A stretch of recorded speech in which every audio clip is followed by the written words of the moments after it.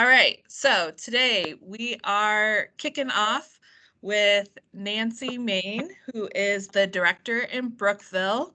And she's going to talk to us today about creating a district map. So with that, Nancy, I will let you have the floor. Well, Abby, thank you very much, and thank you for inviting me today to this lunch talk. We One of the things that Brookville recognized is that we really did not. We had a lot of head knowledge, and we didn't have something in an Excel format of about all of our businesses that were in this area and what compiles exactly had a really. We did not have a good definition of exactly what our commercial district is. So this has all been actually a combination of a lot of things that have come together that has brought us to this point. But one of the key things that I want to share is a fantastic resource that is out there, and that is I contacted our Franklin County recorder. They put me in touch, and this is where they have all of the tax property information on record. They put me in touch with WTC Technology. They are the ones that do compile all the GIS information for Franklin County. And I talked to them, and they gave me an Excel spreadsheet of all of the properties that are in the town of Brookville. So it was very, very easy for me to neck that down to what our commercial district is. And that gave me an awful lot of information about the property, who the property owner was, what their mailing address was, just just an awful lot of information. So that's really is where we started in our developing our Excel spreadsheet. And then we took that building information, and then we identified, okay, at this property, there are three businesses there, and these are the three different types of businesses. We were able to identify if they were owned by a not-for-profit, owned commercial, that type of stuff. So some really key information. The Dee Dee and Andrea really helped us down in identifying the commercial district. Um, because what's in our bylaws is doesn't really apply to the commercial district. And so the key point of information that I learned from Vicky and Andrea is you have to include it's your core commercial district. And we were focused on our program area. Well, it's not our program area, it really is our reporting area, what we need to be consistently reporting on in the annual, soon to be quarterly report. And so we really necked down the number of where our commercial district is that we're going to be reporting on. And so then the other piece of it, and I don't know if you can see this or not, I'll hold it up here really quick, but it's a very detailed graphic of our whole Brookville Historic District. And the reason why we were able to gain this information is because our Brookville Historic District was done in July of 1975. And so we recognized that we needed to update that. So Main Street we were able to get a grant from the Franklin County Community Foundation, and Main Street has contracted with a gentleman by the name of Kurt West Garner. He does a lot of this type of updating of National Register nominations. So he is actually the one that developed this map for us, which is a huge tool for us in being able to identify, all the buildings in our commercial district, and being able to have a visual for everything.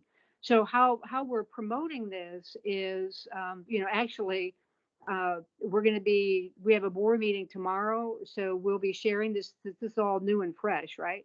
We're going to be sharing that with them at the board meeting tomorrow. We're going to be talking to every single one of the property owners and the business owners, and to let them know, hey, this is what we're all about. This is who we are. This is what we're doing. We're focusing on the revitalization of our downtown district. we're going to use the map to communicate to them how important it is that they provide for us the information on the improvements that they have done to their building and on the inside of the building. So we're hoping that if we're giving them a visual, that they will be able to really grasp the importance of what they do, and how that will in overall promote our town. And so we're focusing on all of Franklin County is part of our community, because everyone in Franklin County uses Brookville. But then we have a very specific reporting aspect, and that's what we want to communicate to the property and business owners, so that we can properly get the information to Indiana Main Street. Was that under 7 minutes? Yes, you're good. So Nancy, you took that that information that you gathered and you created a marketing tool. Can you kind of share what that marketing tool is? Okay, so how, and then I'm not really understanding the marketing tool aspect of it. So, like, how are you letting people know if they come and visit? Oh, okay, yeah. Right, I got you. All right, I'm with you. Okay, all right. So the way that we're marketing it, so in my office right now, all on the walls are large pictures of a lot of different buildings. I don't know if you can. I'll kind of hold this up, but you can see one back there, right? Okay, so so they're actually, right now we did have 18 vacant and empty, vacant or shuttered storefronts, or people living on the first floor, Now since we have put a focus on, okay, we want to have 100% occupancy of commercial businesses in these buildings. So we once we took the we captured all the information about what exactly is our status of all the buildings. We took pictures of all the buildings that are vacant, and we actually were calling, well, I won't tell you what we were calling it, but now we call it, thanks to Neil Elkins, we call it our wall of opportunity. So now when people come into our office, and we've had people that say, hey, I want to have open up a business here. I want to have a pop-up shop. I want to do this. Well, we first bring them into our office, and we show them, we say, okay, here are the buildings that are ready to go. They're vacant, ready to move in, and we put them in contact with a property owner. And so that has really had a pretty significant impact. And I think that that's really one of the key reasons why we've been able to, we've already gone down in basically 3 months from 18 to 14. So that's how we're marketing it. Does that sound good? Great. Yes, that's perfect. So if anybody has any questions, we will circle back after everybody's done presenting, but feel free to put it in the chat, and we'll bring Nancy back for any questions as soon as we're done. So thank you, Nancy. Next, we are going to hear from Janelle Amy in Corydon. She's the executive director there, and she's going to talk to us about their wine walk. So take it away, Janelle. Yeah, Abby, is it okay if I share my screen? Okay.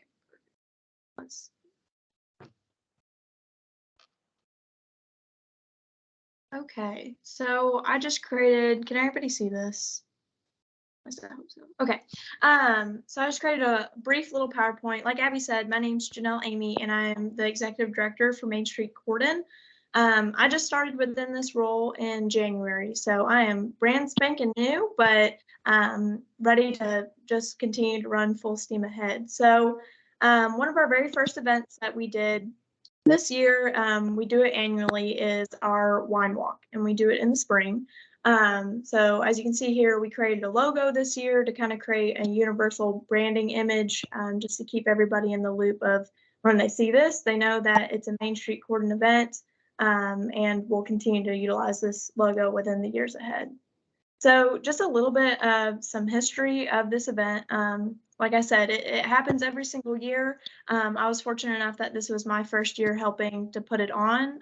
We had a few different changes come about with the event, but luckily we have been fortunate that we have a local wine store in downtown Corydon, and one of the owners also serves on our board currently. His name is Russ Hain, and they owned Red, White, and Blush, which is basically right adjacent from our office. So it worked perfectly that they had contacts to local wineries within the region.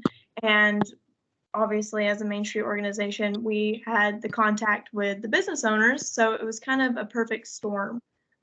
This event has become one of our largest fundraising opportunities. It's rain or shine unless it's severe thunderstorms, but typically we raise around $15,000 just off of this event. This year we had about 800 guests. So it's highly profitable for us.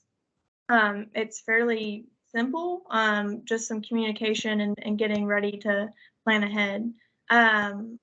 One thing that I put on here is just to have, a clear mission in mind and don't stray away from that. So whenever I came on board, talking with Russ, whenever we were getting the project up and running, I think it's very easy to think of new elements that you can continue to add to events. And my thought process is, well, why don't we find some live entertainment? Why don't we, drag this event on a little bit later? Why don't we keep more people in downtown and want them to continue to shop, which we're getting them to do while they're here at the event. But the main mission that we wanted to have was we want people to come through. We want them to visit the stores, sample their wine, and basically at the end of that allotted time, kind of keep, some potentially intoxicated people from running around in downtown Corydon. So, they kept me with blinders to say, this is what we're trying to accomplish here. We're trying to raise money for our organization. We want people to buy from downtown stores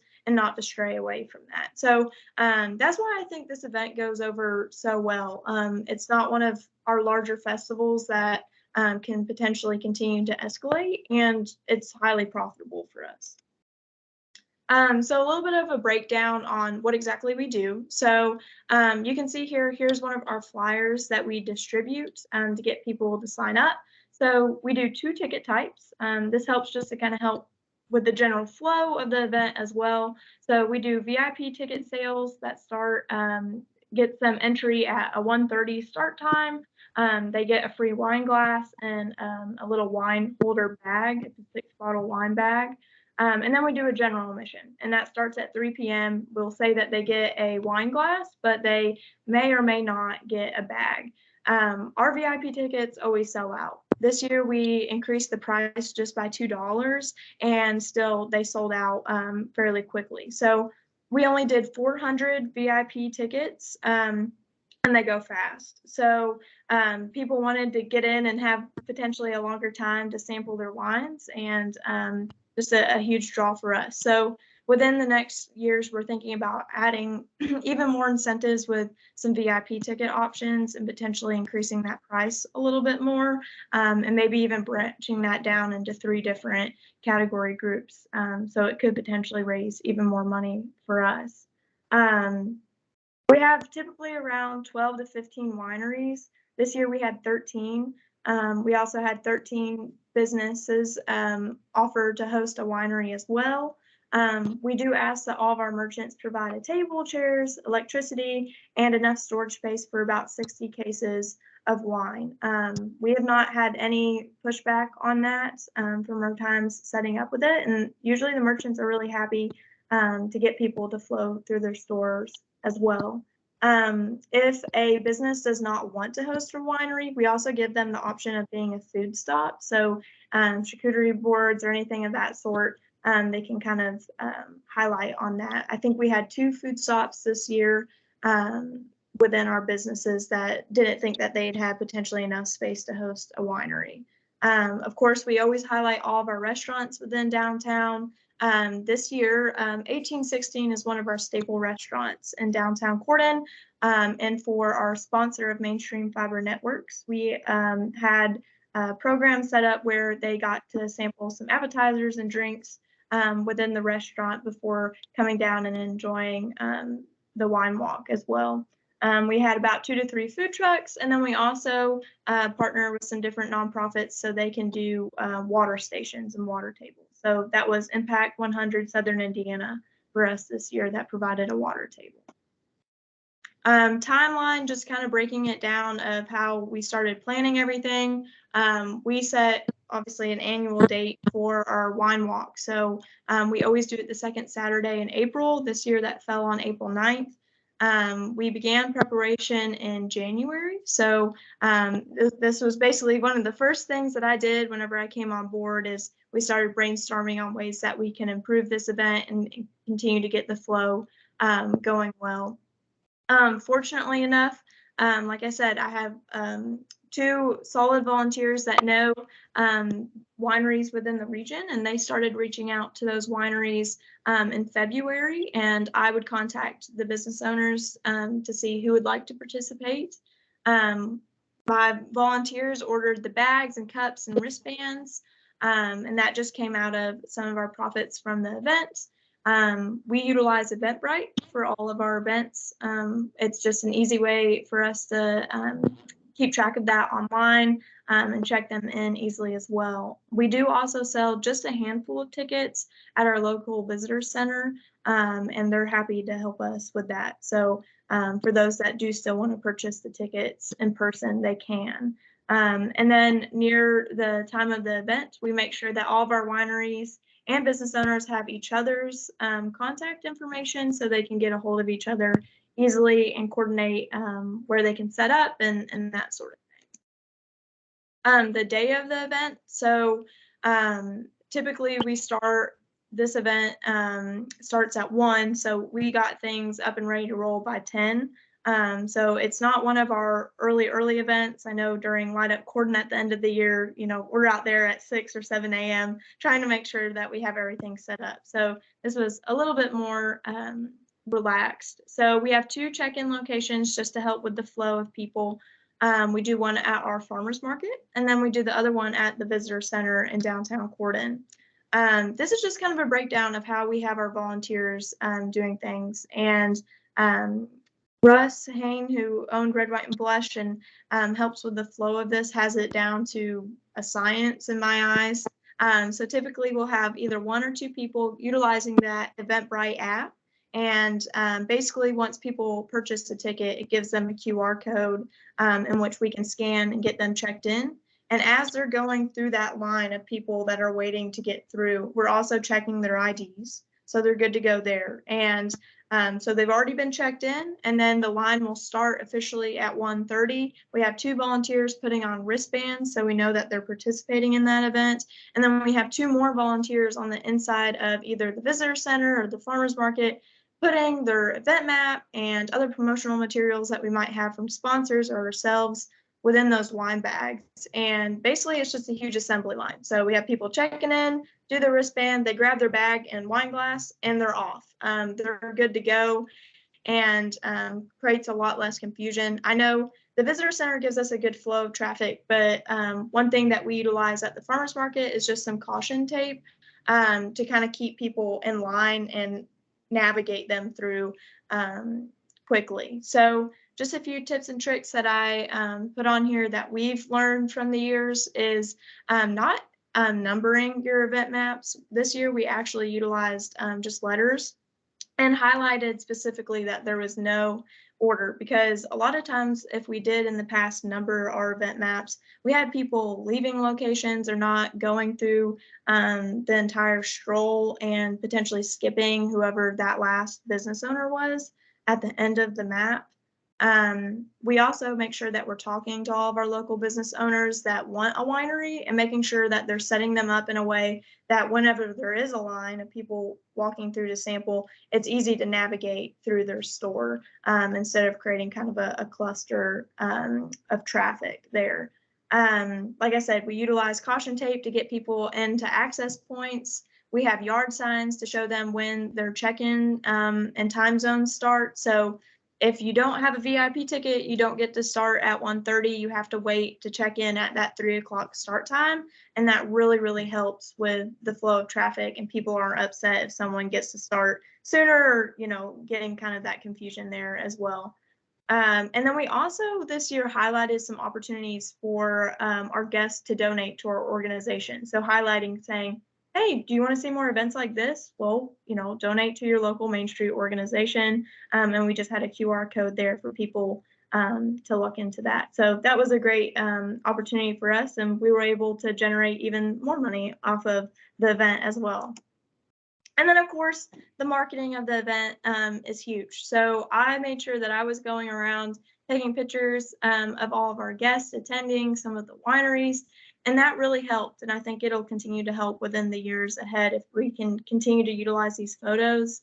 For our future events, we're working with our visitor center to actually bring in a professional photographer that we can utilize for more marketing materials, because all of this right here is basically just off of my iPhone, which it works, and it's a cheap alternative, but having some of those nice stock images as well can really just help us for the future.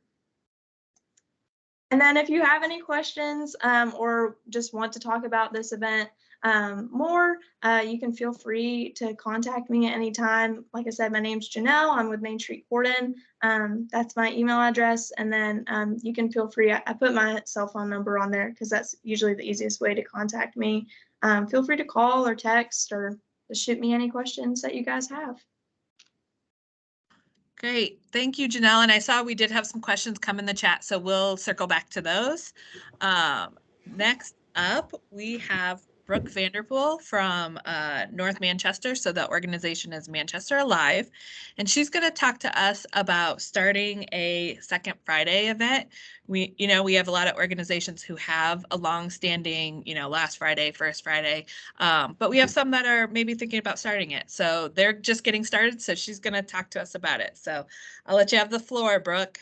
Okay, thank you. My camera is not working. I apologize. But so yes, Manchester Alive, just a little history on us. We are actually a alliance with our Chamber of Commerce. So I am the director and CEO for Main Street Chamber of the Main Street and the Chamber of Commerce Alliance. And we combined those in 2019. So they were two separate entities that both had their own activities and events that they put on. So when we joined together, we took on every activity in the community. I think my first year I had 14 events. So we just started looking at that in 2020, especially when we had downtime during the pandemic, and realized what we were doing just wasn't working for our organization. It was taking up way too much time. For 50 years, there was a summer event called Fun Fest, and it was a 3 to 4 day event. So that takes months to organize and plan, and it just really wasn't working. We're a small town. We have tons of small businesses. We have a population of 6,200, which includes 1,000 students at our university in town. So we just needed to kind of regroup, evaluate the activities, and redesign a new program of work. So we are very excited to roll out this year Second Fridays on Main Street. And that'll start on June 10th for us. And Second Fridays on Main Street is going to be an arm of our promotions committee. So that committee has 3 board members and 12 volunteers. And what I love about this is all these different committees that organize these events, and it was the same committees for 25, 50 years. And we started a completely new group of volunteers from all walks of life in our community. They have all kinds of different experience, knowledge that will benefit this new program that we're starting. This program will have a new focus of shopping and dining experiences, which will work well with our 4 pillars. And we'll take previous events that we had, so like the car show, we had a parade that everybody loved, and those will fit into these different Second Fridays in different months. We just won't be cramming them all into one festival. So our first Friday will be our annual car show. Our second Friday will have the parade involved in it. And when we first started this, obviously change in a small community, I'm sure you're familiar with, it can be very scary. And with social media, they can get very upset. You're going to change what they've had for 50 years. So we started by presenting this to our town council, other local organizations, our school system here, and our university, just trying to really get it out there before the press release rolled out, trying to build some excitement and some support for us before we started. So once that went out, we went out and got community partners. We put out there that we are looking for some community partners that would like to be a title sponsor for each month. Get your business out there as the title sponsor. And surprisingly, they jumped on board with that right away. And every single title sponsor is not in our Main Street district. So it's pulling in businesses that are out in our chamber district into the downtown, which really showed us that they're excited. They understand the importance of the downtown, what it brings to the community, the vibrancy and community celebrations. So that was exciting. We just locked in a grant from Wabash County Community Foundations to increase our power options. So we have more power all throughout the Main Street district, not just on certain streets outside. That grant is also going to buy new signage that's going to go all the way down our Main Street on both sides of the road, and then also to add outdoor seating as well for the different restaurants and businesses. And the goal with the new signage is to make sure that the visitors know every storefront that's open, and also to tell the business owner, hey, here's an extra step to promote you. We're going to show them with this A-frame signage and balloons out front, your store is open, and kind of build excitement there. And then as far as promoting this event, we really had to kind of look at how do we want to go about this? This is a brand new event. So we've been working with Wabash. It's now called Downtown Wabash. And we've been working with them on their first Fridays. What are they doing? What's working? What's not working? And that's kind of helped us along the way. We're encouraging our local food vendors and restaurants to take part, allowing us to keep the food local. So if they're participating, we don't have to bring outside food vendors in. We're also working with businesses outside of the Main Street district to set up downtown. Whether it's in a vacant building, we've got permission to open a vacant building and put several of them in there, or they can set up outside on the sidewalks as well. So everything along this process has been going really good. So where we're really trying to figure this out right now is how do we get our local community members to attend? We're going to be pushing these promotions out to all of the counties surrounding Wabash County, but how do we get these people right here in our community to come downtown to support this? What makes a family? We have a lot of retired couples because we have two of the largest retirement communities in Indiana here. Singles, how do we get them to come downtown on a Friday night? So what we have come up with for some community incentives is first a retail bingo card. So we ordered stamps for all of our businesses that are participating downtown and any that are going to come downtown that aren't here. So they can go around and get that stamped, and then they can be entered into a drawing. We're also going to be providing discount meal and drink tickets so that they'll use our local restaurants. We're going to have giveaways at our Manchester Alive booth and also our Second Fridays booth. So there's two opportunities there. We're looking at providing some transportation. We're not a huge community, but there are some areas that we need to get some of them to come downtown, and it's harder for them. So we have a trolley in Wabash County, and then the university has some transportation we can utilize to bring them downtown. We're also going to make sure they understand what we have going on and why it's so exciting to come downtown. Make sure they have all the details, that there's going to be kids events. We're going to have an entire street devoted to kids events, and that will be put on by local organizations, nonprofits. Music, food, whatever the special events are, if it's a car show, a parade, make sure they understand all of that. And then we're also going to promote through our local schools. We met with the superintendent, and the couple Fridays leading up to the end of the school year, we are going to be sending home some different flyers with the kids, trying to get them excited so they encourage mom, dad, grandma, grandpa, whoever they live with, to bring them downtown to celebrate. And then we're really utilizing our social media, trying to get people. We have a separate page just for Second Fridays that we link up with our Manchester Alive page.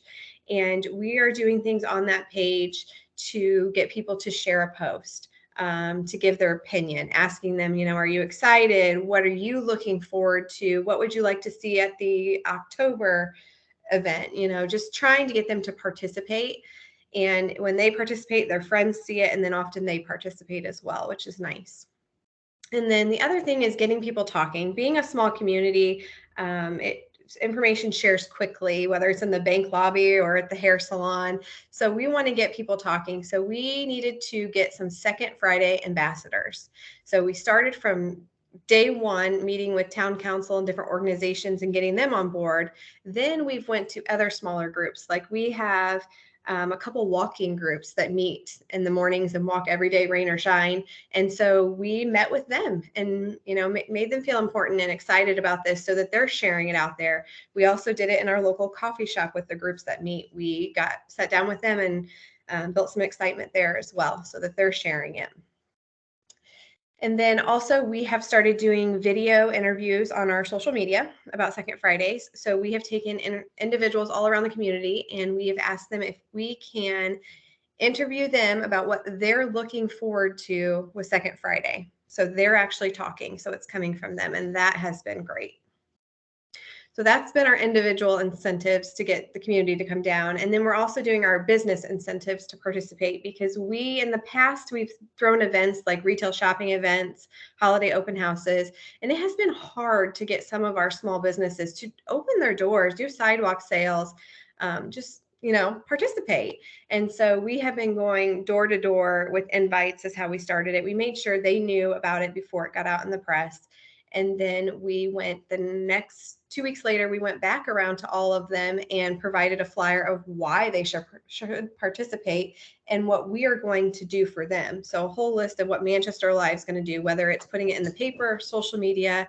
We're going to be paying to put it in papers in all the counties around here, putting it on their social media sites. We're also partnering up with other Main Streets that do First Fridays so that we can share theirs and they can share ours. So we've been trying to really push that out to our businesses.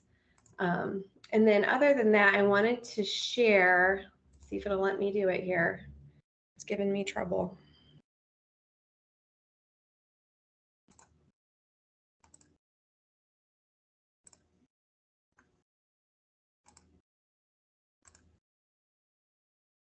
Maybe.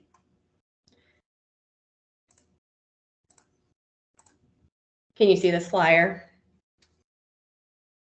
So this is the flyer that we're using, and we got out there to the businesses right away so they could see the titles for each event, who the title sponsors are. We'll have other sponsors throughout as well, but some of the activities that are already locked in and the bands that are already locked in for each event. Also letting them know where we're at in the process, that we got the grants, we've secured all live entertainment, just different things that have been locked in, what we have next that we're working on, and who's on the team that's working on all of this. And that has been very helpful for them to be able to see what is going on and to feel part of this.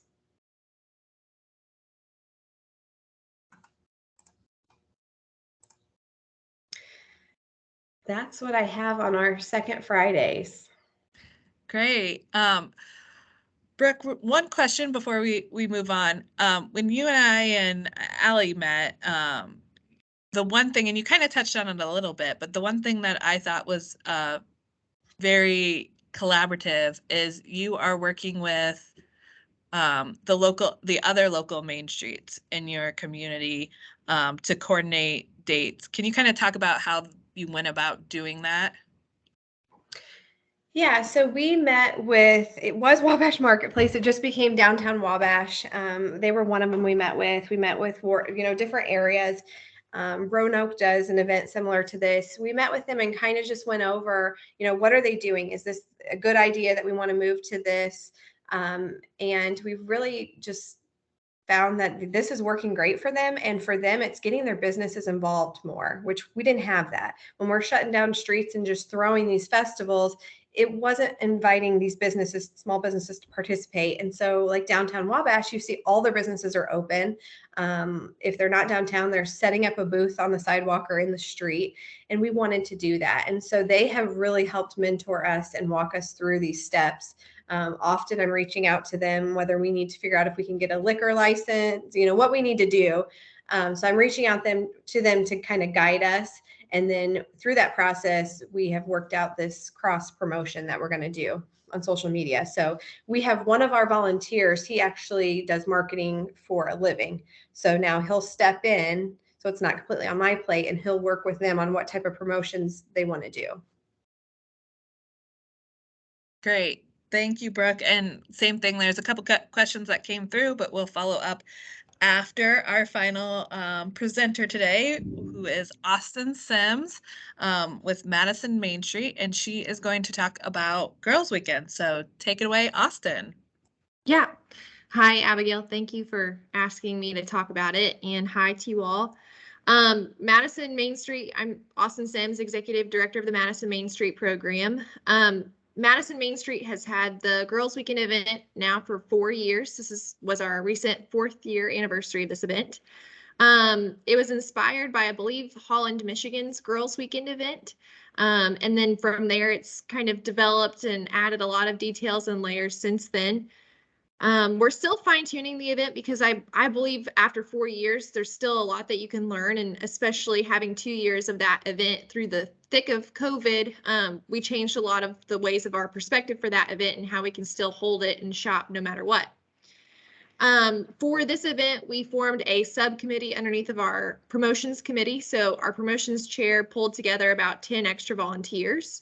Most of them were other business owners and just general supporters or retirees from businesses in downtown. So they knew a lot of the ways to get other businesses on board for this event and how to capture their audiences and their customers. The mission of this event is to gather as many people as possible to come and shop for 3 days in downtown Madison. And 3 days sounds like a lot, but we offer 2 days worth of check-in. So Friday and Saturday, folks can check in.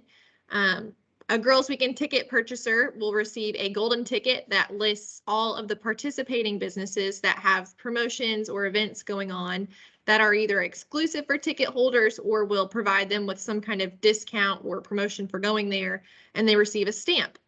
When they're shopping and they have that golden ticket, let's say they shop at 10 or more businesses and collect those stamps, that's 1 entry into a big giveaway.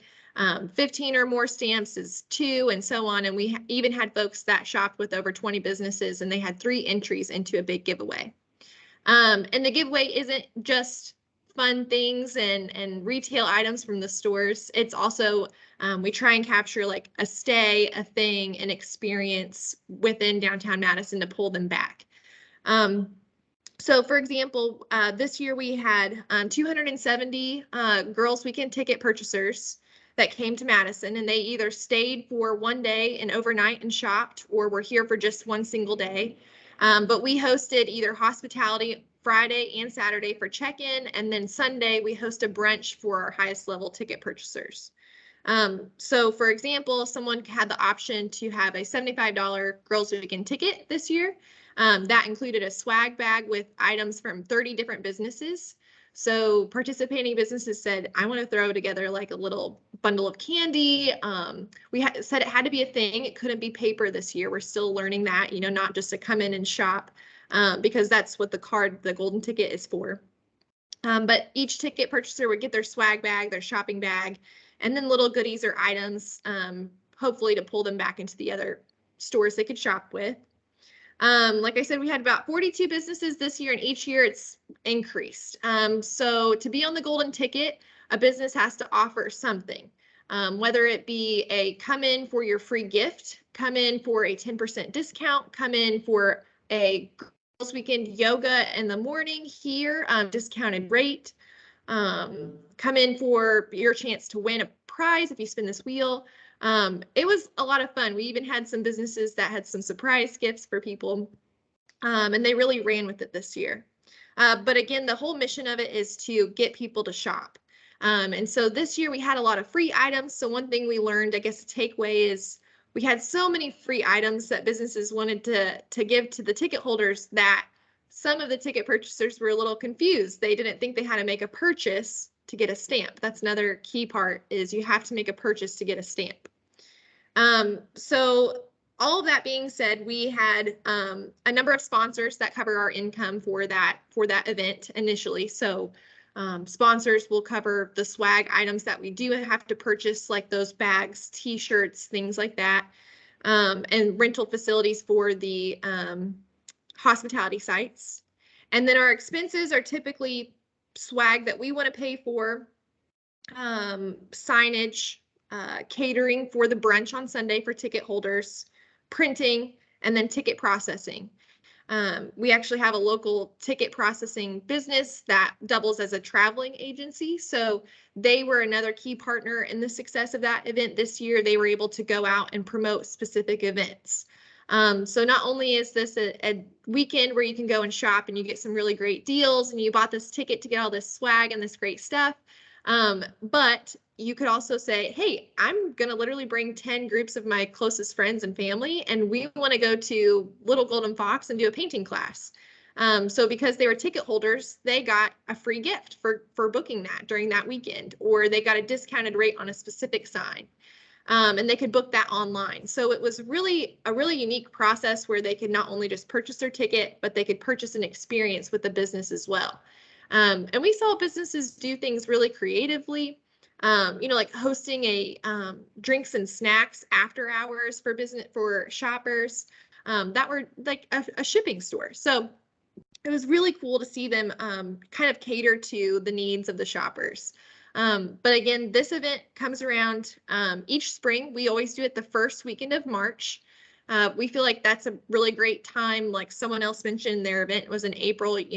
Coming out of winter time, a lot of businesses and stores, morale is still a little sleepy. So kicking things off in March, it's typically one of the first good weekends of the year. So our downtown was crazy. I took 110% credit for that because we had sunshine the entire weekend. So not only were there ticket purchasers around town, but there were a lot of just people in general, tourists and shoppers. It was just a really great weekend. So this was the third one that I've been a part of.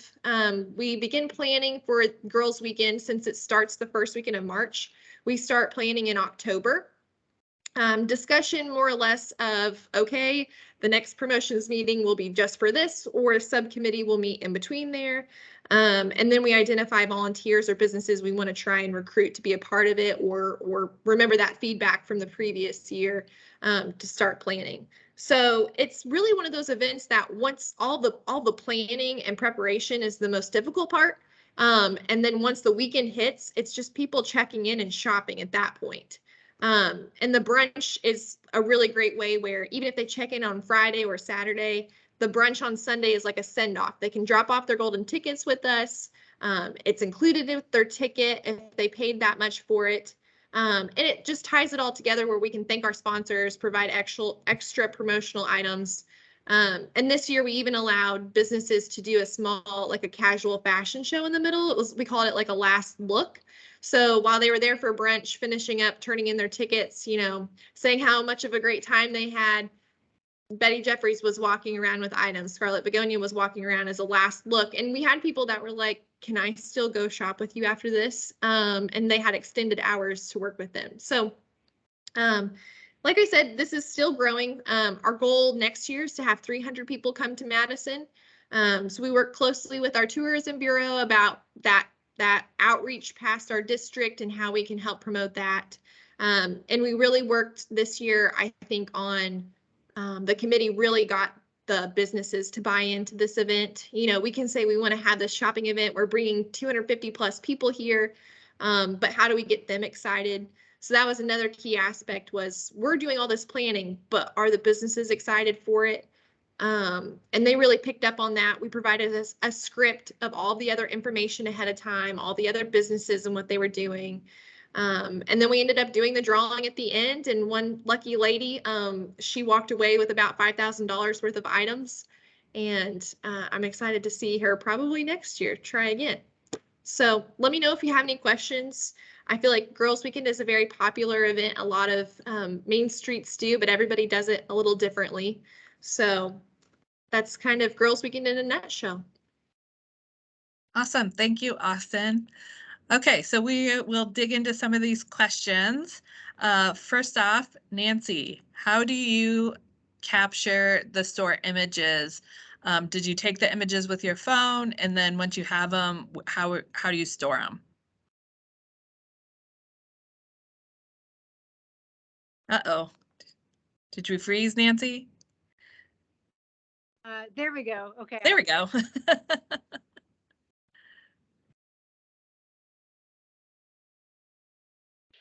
So we have you just have to go out and check your resources. No, it was not taken with an iPhone. The president of Main Street Brookville is also the owner of our printing shop and our newspaper here in town. So they have some excellent cameras, and so that was what was used. And because of the sunlight and everything, in order to get some really good pictures, I recommend a professional camera being used, not an iPhone. They just didn't turn out well. Great. And then how do you store them now? How do we store them? Like digitally, how are they stored? Oh, I mean, just they're if we need access to the pictures, we contact the print shop. They have all the photos in their file. Great. All right, Janelle, do ticket holders have to pay for their food and appetizers, or is it included? And then also, do you work with the businesses on getting proper permits or leave that up to them? Yeah, so ticket holders do not get necessarily like the food and appetizers and things of that sort. We worked with one of our local restaurants, 1816, to provide appetizers for one of our sponsors for the cups. So Mainstream, we utilize basically just a portion of their sponsorship to pay one of the restaurants just to provide food, drinks, and some appetizers. But other than that, our general guests do not receive any appetizers or food of that sort. We just ask that they purchase, from the restaurants or the 2 to 3 food trucks that we provide during the event. And then along with the permits, so I think this kind of ties into one of the other questions as well, but in terms of insurance and permits, Main Street Corydon files our wine walks under our general liability policy, but we ask that all of our wineries list Main Street Corydon, the town of Corydon, and then that business that they're within as additionally insured on their policy. So we require that of our wineries more than anybody. And another little tidbit of advice is to make sure that if you do provide wine glasses, to get plastic ones. Don't provide glass. I believe in years past that was kind of an issue that they ran into whenever someone broke their wine glass in front of and tripped in front of a business. So ever since then, we've gone the plastic route, and it's been we have not had any issues whatsoever since then. So that was the only little tidbit. But yeah, just require that our wineries list us as additionally insured is the big part there. And Janelle, do ticket holders have to stay within the business they are sampling wine, or can they carry it to the next stop? So they are allowed to carry it to their next stop, and this I think goes into another question as well. So wineries are able to sell full bottles of wine during the event, and that's kind of one of the incentives with that bag that we give them. And then they can also sell glasses of wine as well. Typically, we kind of ask that they stay near that store location, but some people just stroll, down the town with, whatever may be remaining within their glass. That's not quite as heavily regulated compared to if, we had a beer garden or something of that sort where we have to fence them in. But that's why we also list the town of Corydon as additionally insured on those policies and make sure that they're covered under our policy as well for the event. And Janelle, do you guys coordinate with your Chamber of Commerce? Not for this event. No, they, I guess in terms of hosting events, we kind of do some different things. Luckily, so we're not a part of our Chamber of Commerce, but we are within the same office space. So it's easy for us to communicate with them just so they're aware of what's going on, and along with our economic development for the county as well. Great. And you kind of answered the permit question. Do wineries supply the wine tasting for free, or is there a charge? So they supply tastings for free. We do also require that our wineries pay. It's like $25 for them to sign up to participate within the wine walk. They would make way more than that by the end of the event because, like I said, we allow them to sell full bottles and then also glasses as well. But other than that, they just will provide a little sample for free. All right, I think the next question was for Brooke. Just asking if you can share the community sponsor program. If you can post that into the Facebook page, if you're willing to, that would be great. And then, Brooke, are you a membership-based organization managing Main Street and Chamber Alliance? And okay, so that's the first part of the question. We are 90% funded by our investors. So they are voting members of our organization. Okay, and then also, do you plan to have volunteers continue to pass out flyers and continue to share during Second Friday info? So we have set it up so it's not the same volunteers going in. So we started with them so they could introduce themselves as part of this committee and so that the business owners could get to know them if they don't know them. And then the second round, I went around to all the businesses. And then the next one, so we're kind of switching it up. So they're going to see different people and see that there's different people excited and involved in this. Okay. Andy and Brooke, Andy wants to talk to you about a car show, so I'll let you guys handle that one. All right, and then that looks like all the questions in the chat. Did anybody else have any questions for our speakers today, or any promotion questions in general?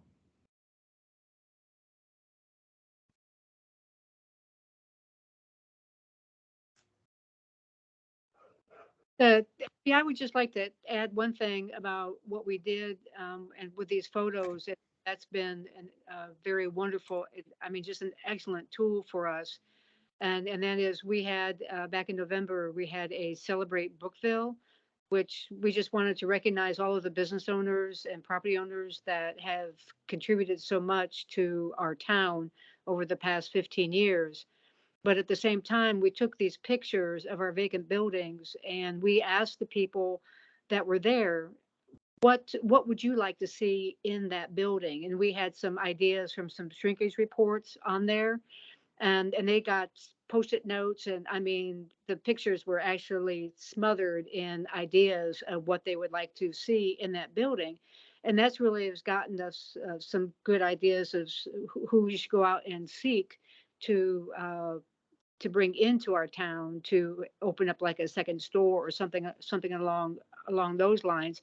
So these pictures have really, for us, have been just absolutely multifaceted, but we really brought attention to people, and their comment was, we didn't know that we had that many vacant buildings in our downtown. And so now they're going out and talking to people, and that's one of the reasons why we're getting so many people coming to Brookville, because they're interested in opening a business here. And the one question about, does it work with a cell phone? It doesn't, because when you want to blow it up to, I think it's 2x3 or something like 3x4, something like that. Anyway, a cell phone, you just don't get the detail that you need to do that. That's why it needs to be a professional photographer. Great. So kind of one of the themes that we heard throughout the day that I just want to follow up with everybody on is, promotions is has a lot of different levels of what you can do. And it isn't just the party planning aspect. It is let's get the businesses involved and let's get the community involved. And it really is not just one organization or your Main Street organization putting this on. It's making sure you have those partners and you have established those relationships. So make sure you're going out and you're visiting your businesses one-on-one time. We just had executive director training for our new executive directors last week. And we talked about on average, you should be spending 5 hours a week in your local businesses. So make sure you're out communicating with local businesses, talking with them, building those relationships, because without them, there is no you. And I'll do final call for questions. All right, hearing none. If you do have any questions that come up, make sure you're utilizing our Facebook page. Our next webinar will be May 25th at 10 a.m. And Andrea Kern is going to talk about how you need to track your volunteer hours.